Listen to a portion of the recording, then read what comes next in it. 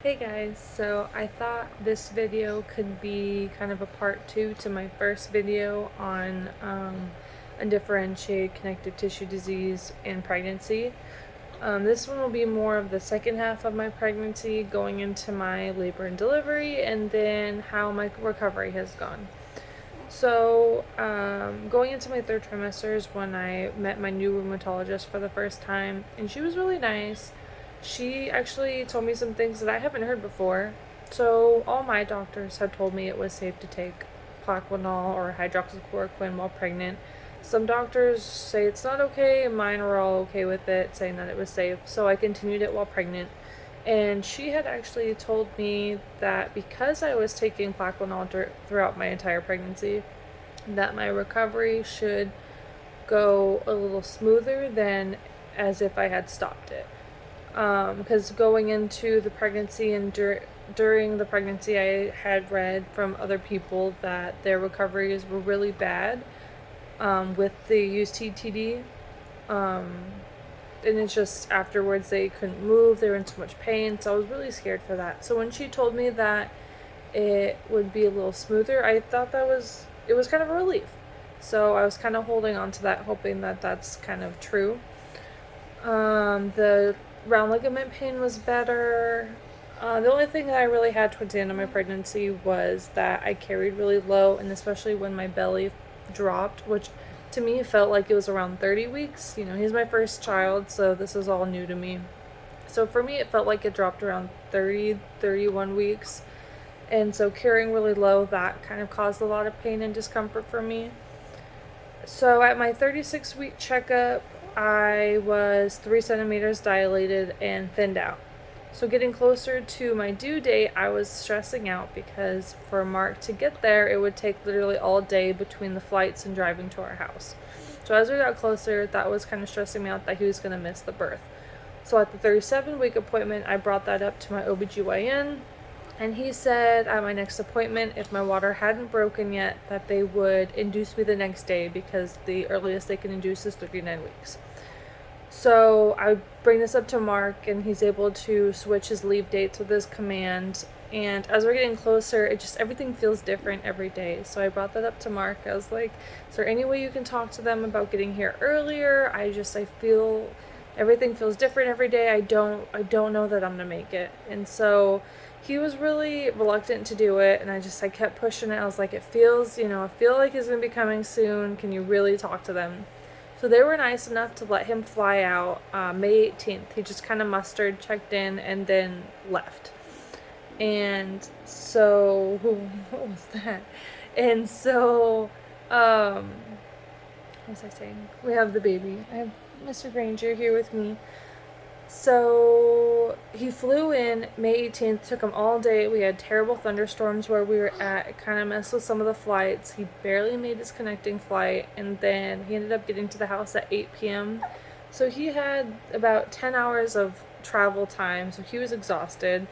Got here late, super excited to see him. It was the first time we'd see each other in 5 months. The dogs were super excited.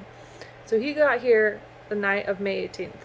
The next morning, I woke up at 4 a.m. with horrible back pain, lower back pain. And I just thought it was my round ligament pain coming back, because that's kind of where all the pain was. So I did exercises on my birthing ball. That didn't work. I went and sat in a hot shower. That didn't work. So everything I was doing for my normal round ligament pain was not working. And I was always under the impression that contractions would be in my uterus and my lower stomach.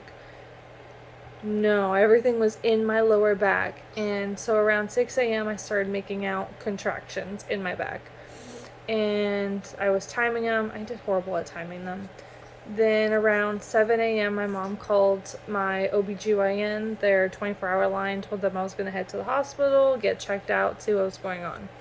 Get to the hospital, get checked in, and oh no. Get checked in, and I'm about 4 centimeters. Oh no, bless you. I'm about 4 centimeters dilated, and my OBGYN is already there. He said, we're gonna have the baby today. So I was like, okay. So they take me to the next room. They immediately try to put the IV in and blow 3 of my veins trying to do the IV. That was so painful. And then they administered this pain med because I didn't want to get an epidural. That made me so loopy. Immediately, I couldn't open my eyes. I couldn't move really. Like, I couldn't stand up or walk by myself. And the pain was just so bad. It just kind of took the edge off. And the pain was so bad. And after they gave me the pain med, I barely remember anything. Like, my mom and Mark had to fill me in on everything.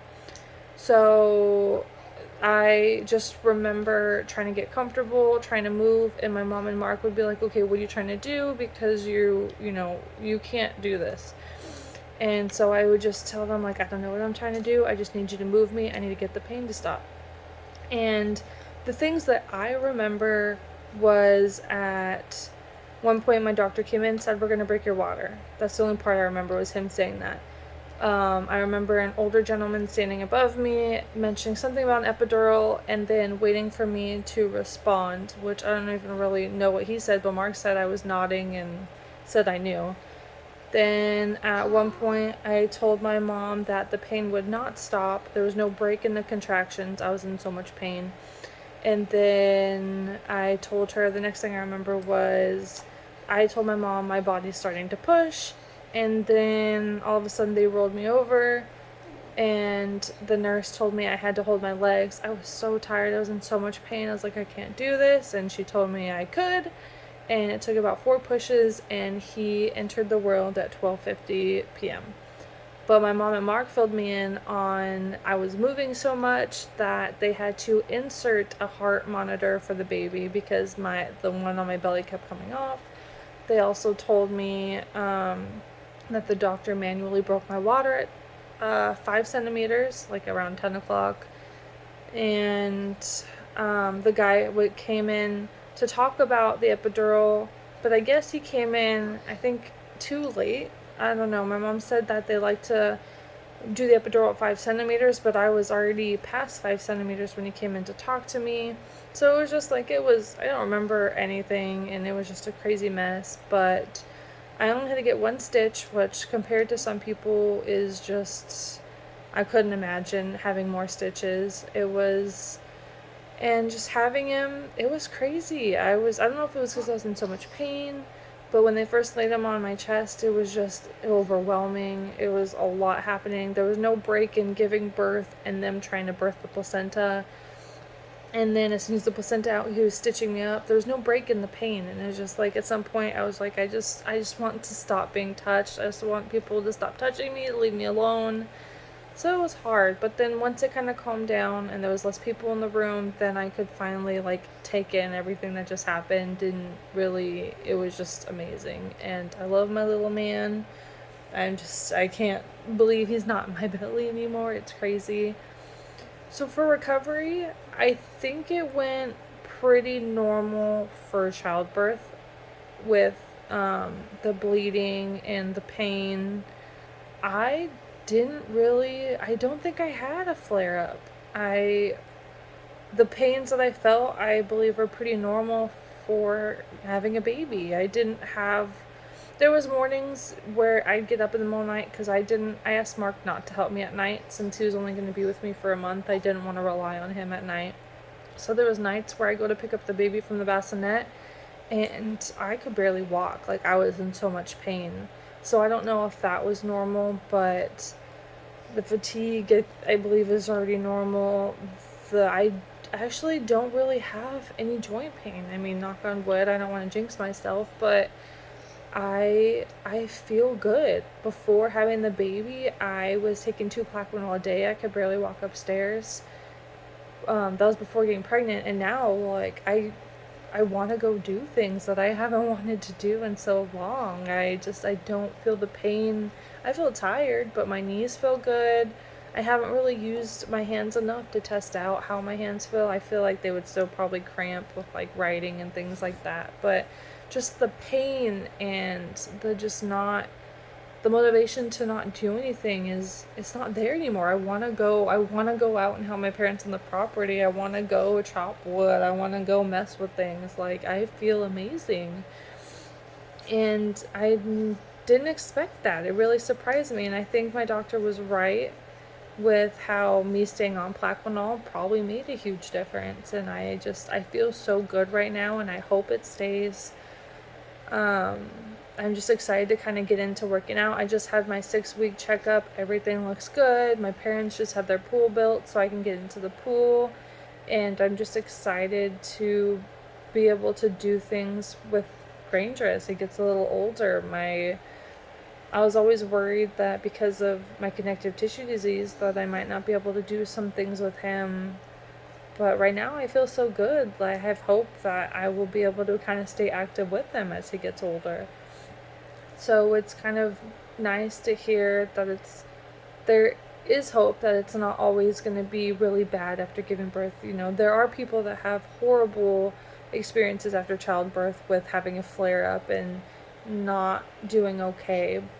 But I didn't read a whole lot where there was people that were okay. So it's kind of good to know that that is a possibility, and maybe talking to your doctors about like certain medications if they would make a difference with giving like the childbirth and the experience after.